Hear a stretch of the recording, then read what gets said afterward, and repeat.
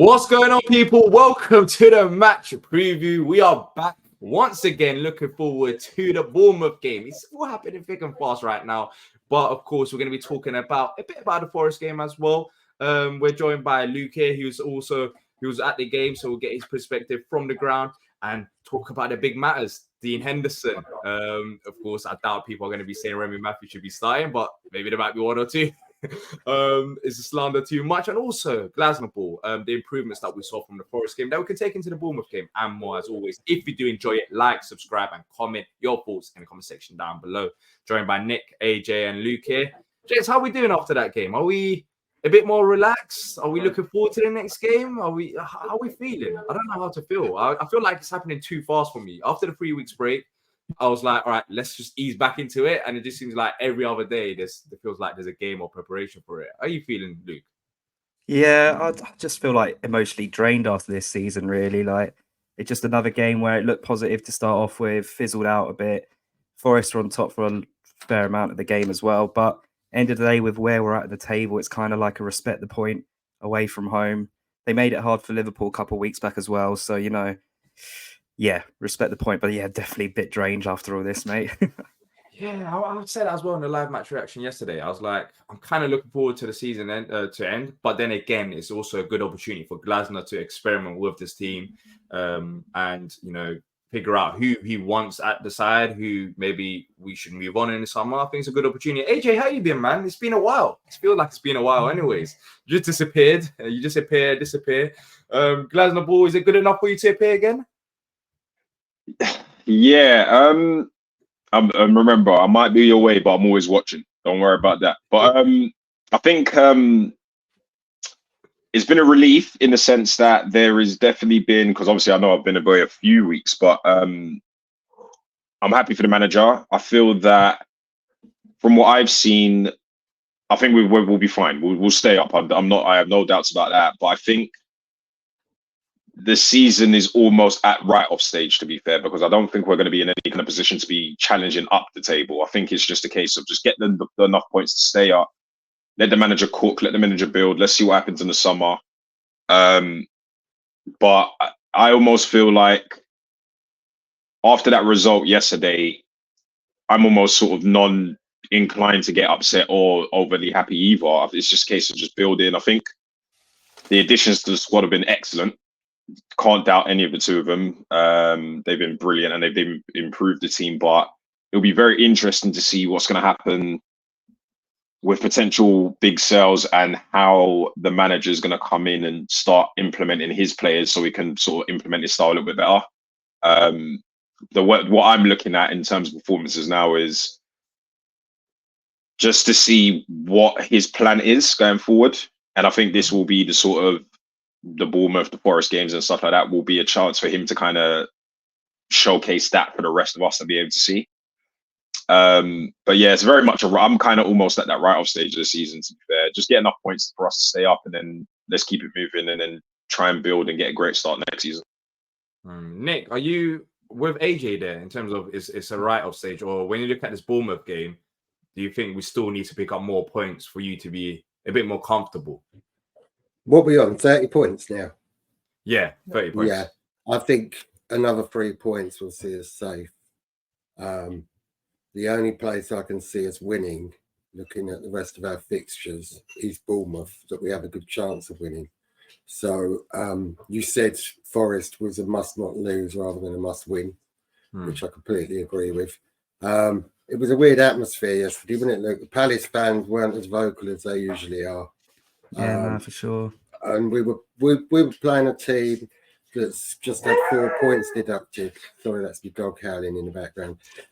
We didn't know, we knew that they're going to have that fight. When we had our points deducted, how did we play? Suddenly we were all together. The fans were back together. It was us against the world kind of mentality. And that's what it was like, or that's what I was feeling from the Forest fans, talking to before the game as well. So I was quite pleased with the draw. What we've got to remember is, I think a lot of people, we've had that 3 weeks off. So I think a lot of people were expecting Glasner to get a lot more out of the team almost get a whole pre-season's worth, 6 or 8 weeks worth of instilling what he wants in that 3-week period, and that just ain't going to happen. When does a manager ever come in and suddenly everything changes? There are a few examples. So I think as fans, we've also got to be patient and not over expect. And AJ's just shown there that he's not over expecting. It's not. He's on a good page for you, yeah. Yeah. So be like AJ. That's what he's saying. Be like AJ. Yeah, be like AJ. As long as we don't, but we do need that 3 points, and I think Bournemouth is going to be replaced. Luke mentioned the hostility towards Dean Henderson. Look, he could pull off 4 worldies, save 3 penalties, and there'll still be people that, because they've made up their mind and the kind of society we live in, you have an opinion and you can't change it anymore. I think there's a little bit of that going on. But he didn't cost 20-30 million for nothing, did he? We wouldn't pay that much money for anybody that's pony, would we? Had a buyer or anyway. Carry on, D. No. We've spoken about Henderson quite a bit on the ratings and the match reaction as well. For me, I personally feel like he could have done a bit better for the goal. He seemed a bit hesitant to come off his line, but of course, you two were at the ground, so you see it differently, maybe to me, or you might watch it back. But yeah, but other than that, I mean, coming out for crosses and corners, I think that was an improvement. He made some good saves as well. But of course, for the goal, I just feel like he could have been a bit more assuring. Like it seemed like he kind of hesitated to come out, then he went back a bit as well.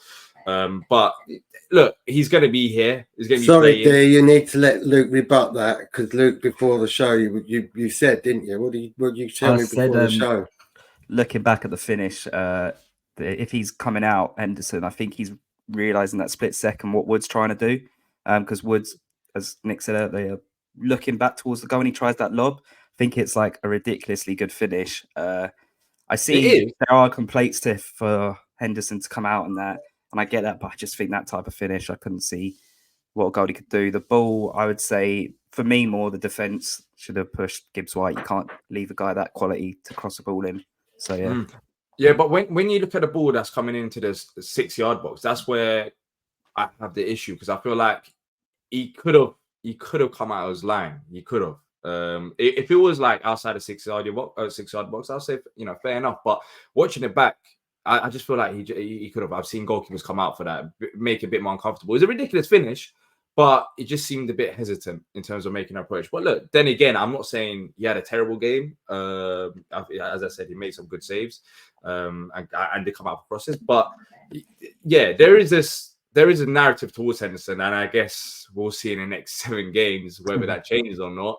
Hopefully it does, but it's going to be hard, because some people, it might sound like I'm one of them, but I haven't written him off completely. But some people already wrote him off under Roy, when he was playing under Roy. So he kind of has to prove himself, I guess, to those who don't have faith in him. And it doesn't help when you have Sam Johnson as a goalie as well, because me personally, I don't see that much of a difference between the two of them. And there's going to be some side that just pick Henderson, some side pick that pick Johnson. And I don't know. It's not. We have 2 number ones, and I just don't like that in terms of the depth options all around the pitch. Yes, great, but with goalies, you want to have your number 1 and number 2. I don't think it's going to work with both of them being at the club. So we'll see what happens there. But yeah, just next. Sorry, but to come back at you on that one about you don't want 2 number 1s, you kind of do though, because what you conceive as our number 1 is injured, so we've got another number 1 that can come in and replace him. But then when they're not injured, Henderson wants to play, Johnson wants to play. I think so they'll both play as well as they can, won't they? No, what was that? Then they'll be pushing for the position, and when they get but then all right. So with a goalie, if a goalie makes a mistake, more than likely it can lead to a goal conceded. If a right back makes a mistake, or misplaces a pass, or he has a bad game, like it's different to a right back, centre half, or any other position. When you have a goalie and when you have another number 1 there who both play for the same national side, who are both competing for the same positions, I just don't think it's going to work. I said it when we first signed them. Like it's great having them on paper, but you see with Arsenal as well, with Raya and Ramsdale. Like there's a lot of talks about Ramsdale now moving on, because if we didn't have Dean Henderson, who'd be in goal then now for the rest of the season? Well, I I'm think not that's saying our alternative. Yeah, Remy Matthews probably, or yeah, Possibly well, Whitworth. That's not yeah, go for it. not Sorry, go for crazy. it, AJ. The thing with Dean Henderson that I thought about, right, and this is especially when we signed him at the time, because yes, I do agree that it was a crazy amount of money, especially for a club like ours. We haven't seen the best version of Dean Henderson yet. And that was the version of Dean Henderson I was hoping we would get. I don't know if people remember when he was at Manchester United, he almost had a bit of a swagger and a bit of an arrogance about him, but he was able to back it up on the pitch. Now, at one point, I believe he went out, he went out on loan, and then they asked him about when they hired Ten Hag, saying, "Well, did you want to prove yourself to the manager?" He said, "Listen, I ain't got time to prove I'm the manager. At that time, I'm the England number one. I don't need to prove myself to the manager. I'm going to go out on loan and I'm going to show the England manager why I should be England number one." Then on top of that, he almost had a little bit of I believe when he was on loan at Sheffield United as well, he almost had a little bit of a swagger, a bit of arrogance to him, and just a bit of a confidence aura to him as well. I haven't seen that at Crystal Palace yet. That's the thing for me. If we got that version of Dean Henderson, I feel like the injuries have really set him back a little bit, and it's almost knocked his confidence. And I would even argue to suggest that might be part of the reason why we were able to sign him at the given time as well, because that version of Dean Henderson back then would have been a lot more ambitious, and he would have been thinking, "Oh, I'm good enough to be in the Champions League, World Cups, and these types of things." Something's obviously happened to him in terms of his confidence, and there's something about his swagger that he's lost. So until we get that version, or he finds that version of him at Palace, this is always going to be a question, because I believe that that version of Dean Henderson versus Sam Johnson, possibly in any kind of era, Dean Henderson comes out on top on that one. He was the next big thing. He was almost in that Joe Hart category when he broke out and became England number one. He was almost indispensable. And I just feel like we haven't seen that version of him at Crystal Palace yet. So I don't know if maybe it's a settling in thing. Obviously, he's from up north. He's got a new lifestyle. I think he's got a very young child as well. And he's got like a little small family as well. So maybe he just needs to settle and get a little bit of confidence and arrogance. And maybe if he has a few sort of good games, sort of while Sam Johnson's out injured, then the conversation doesn't really need to happen. Yeah. Luke, would you want to jump in? Yeah, I think I kind of agree a bit with what everyone's saying. I think the issue has been found out for us this season is the fact that Johnston's a little bit injury prone, and Henderson's clearly needing a more consistent period to be at his best. And he hasn't really got that yet. So hopefully he can do that coming into the end of this season. But yeah, it'll be really interesting to see what we do in the summer, because I don't see both of them wanting to stay if they're going to have to fight for a place.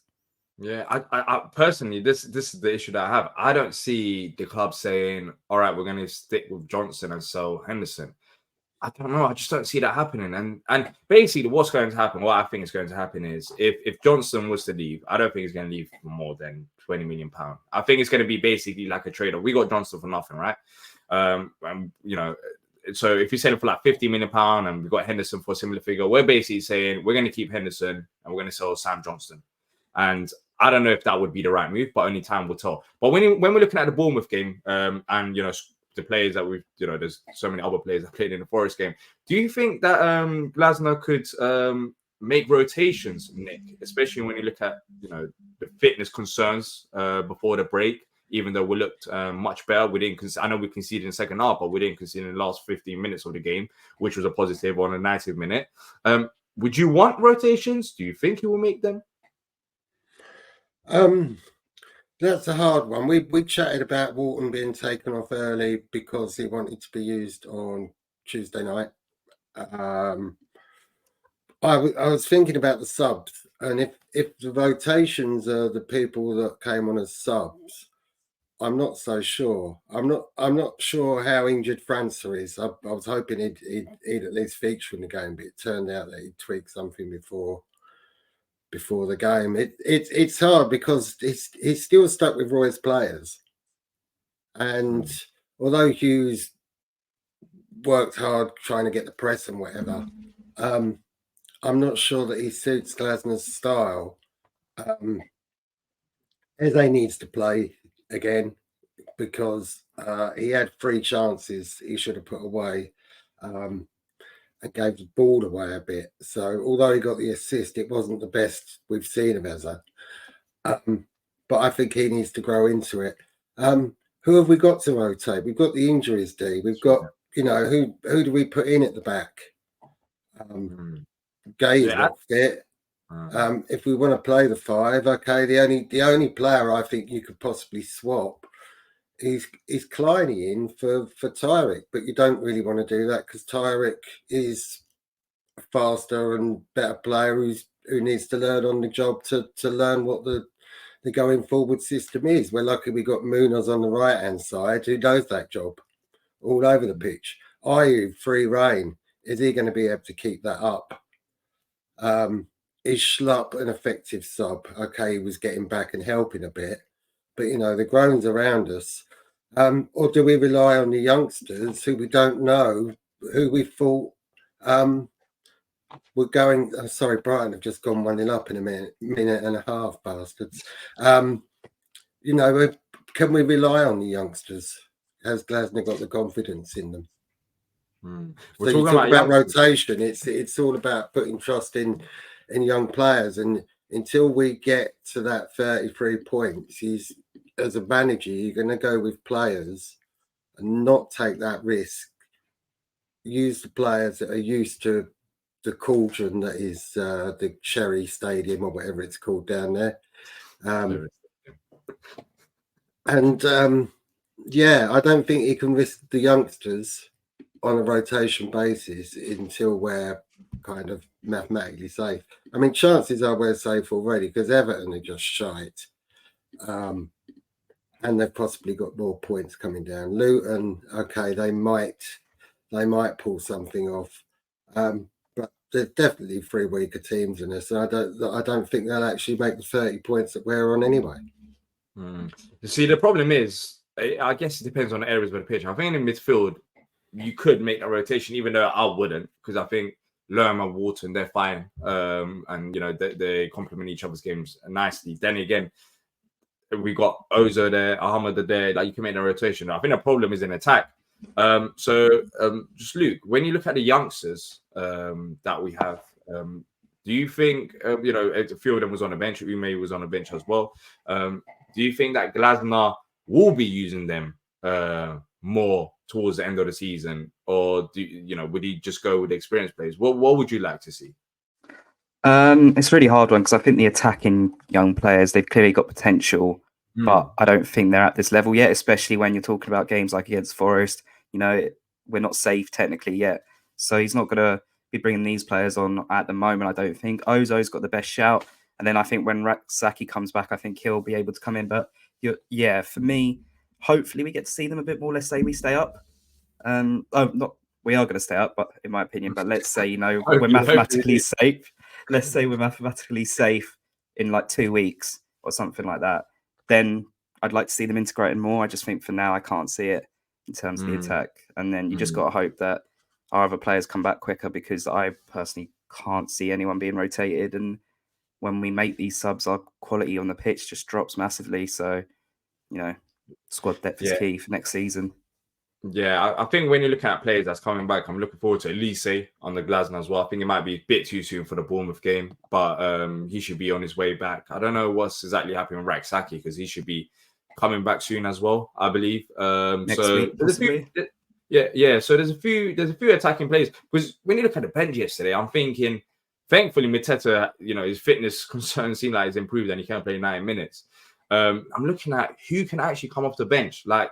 In attack, we just lack in depth big time. Like, I don't know if any players you can bring on. Maybe Hamada, he's not an attacker, like he's not a striker, so there isn't any striker. There isn't even Jordan Ayew. I don't think he had a particularly great game against Forest. He was a bit quiet by his standards, but then again, you bring on Jeffrey Schlupp, because who else can you bring on? And I think we're in that territory now that thankfully we should be staying up. But if we were still in the mud, then it would have been scary having, looking at our bench, because the quality just drops down. But quickly, let's talk about Glasner's system. I don't know what you guys thought of it, but I saw improvements against Forest that we could take to the Bournemouth game.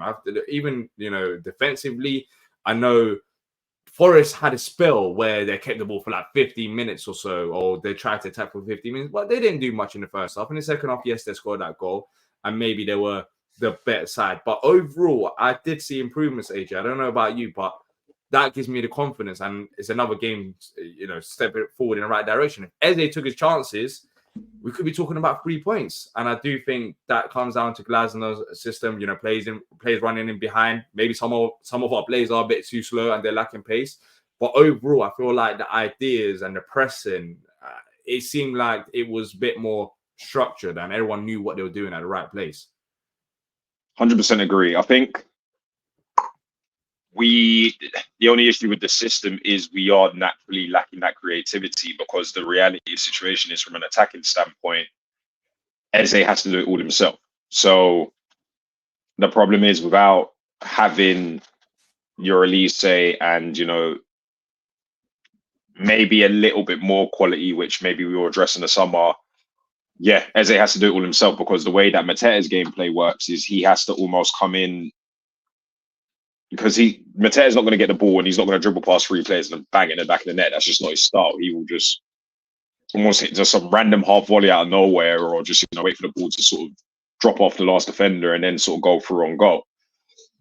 Because we lack that extra little bit of quality that we can sort of link the midfield into the more finishing positions in the team, that's where we're severely lacking right now, to be fair, or that's where we are lacking right now. Because going back to what I was literally just saying, Eze can't skip past all up. Well, in theory, we know he can do it, but the problem is not every time he can pick up the ball and skip past 11 players, and then all of a sudden just pass it through to Mateta or smash it in the back of the net. You are right.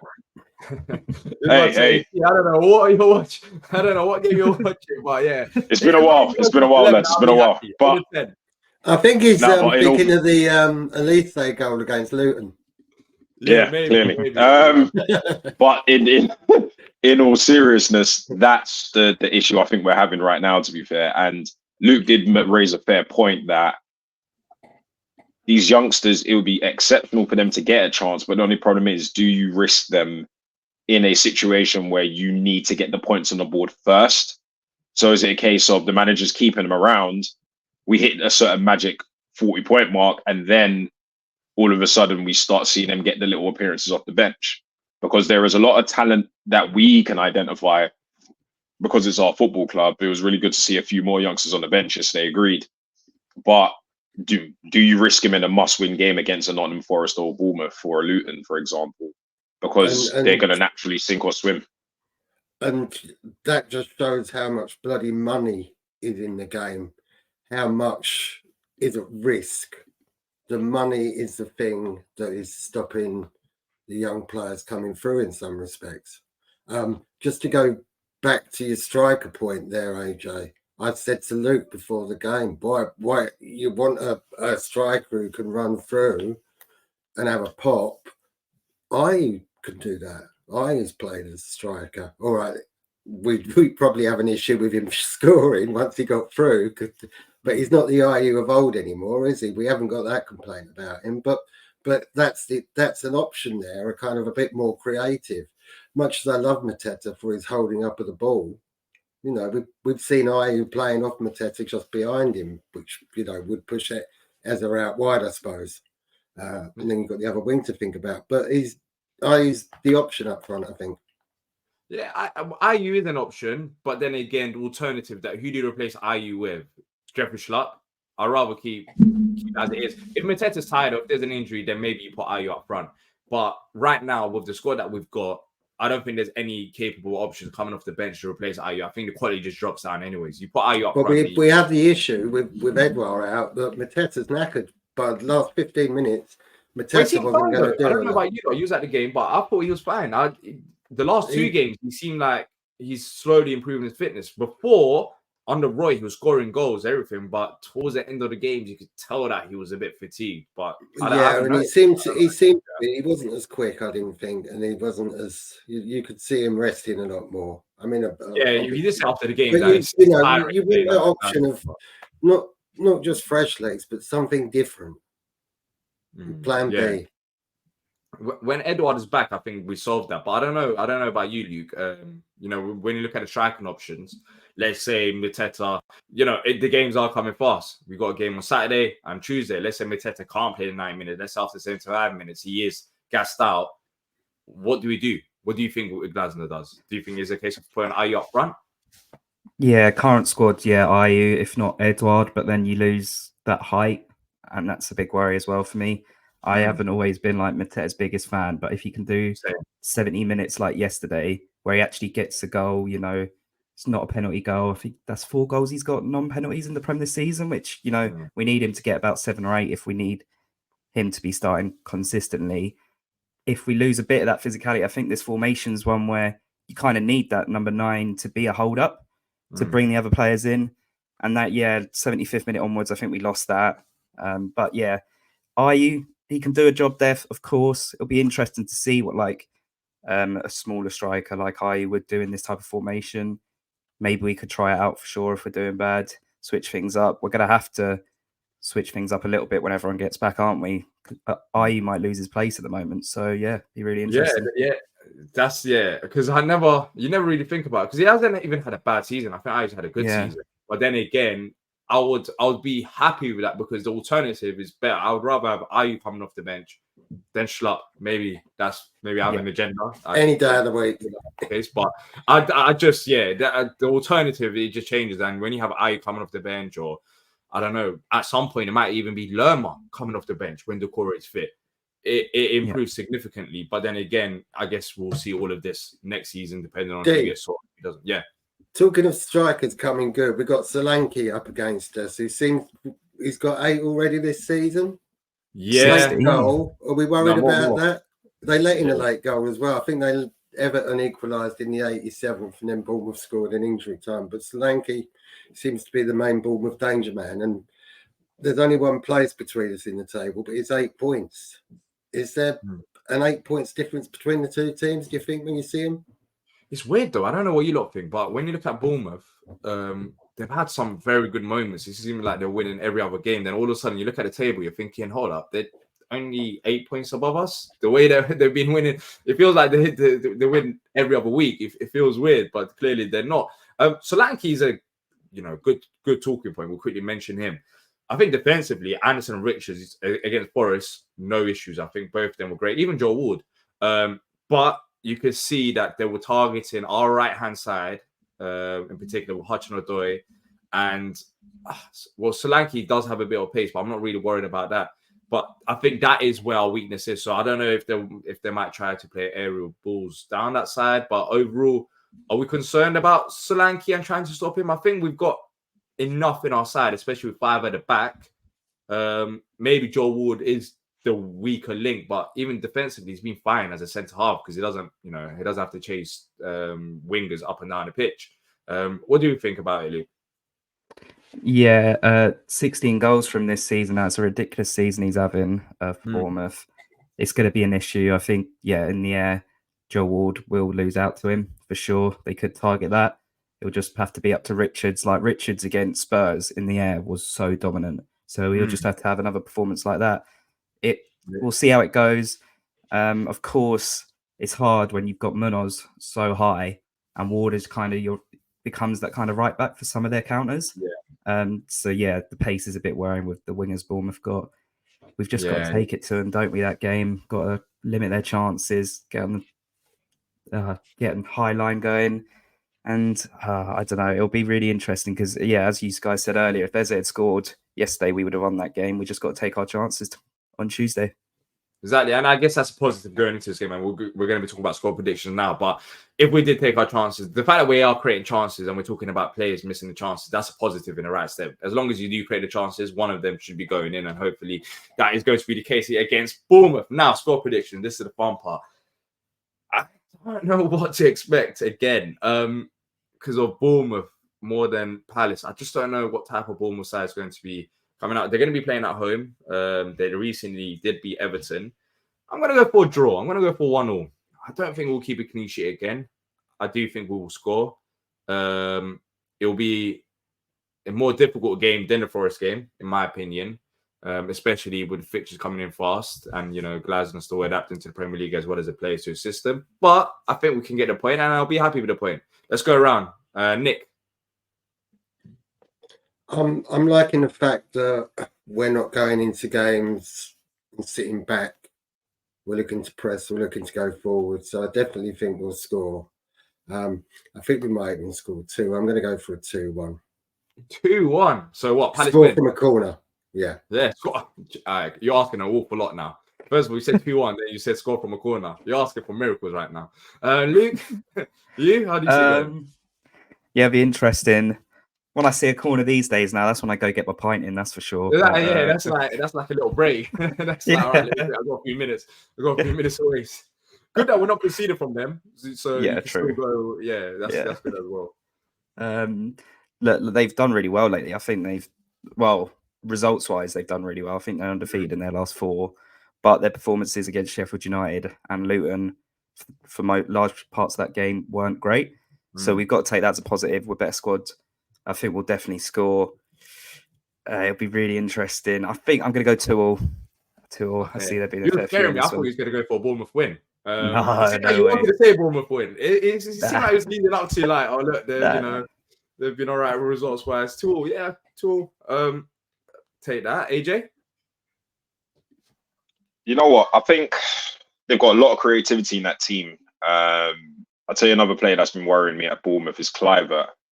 I'm going to go 2-2 as well, actually. Yeah, I'm going to go 2-2. No one's predicted a defeat. It's a bit different from the previous previews that we were doing when everyone was predicting a defeat. But yeah, that's good. I'll take that. So we got 2-2, 1-1, and a win. Let us know your thoughts in the comment section down below. Your score predictions as well. Thanks to every single one of you that's watched us. Thanks to Nick, Luke, and AJ for joining me.